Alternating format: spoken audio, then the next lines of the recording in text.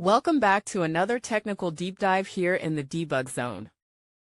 Today we're tackling a big question and breaking it down with insights from other users.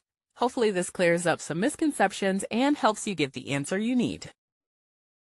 So buckle up, stay a little curious, and let's jump right in.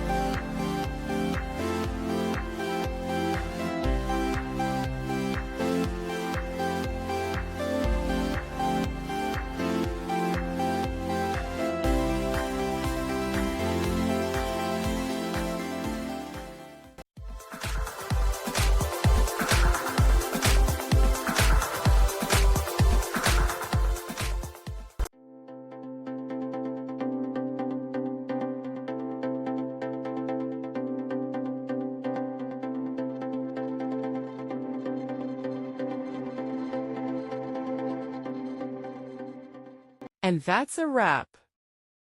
I hope you found the answer you were looking for. If you did, take a second to hit that subscribe button. It really helps out. And let me know in the comments which solution worked best for you. See you next time in the debug zone.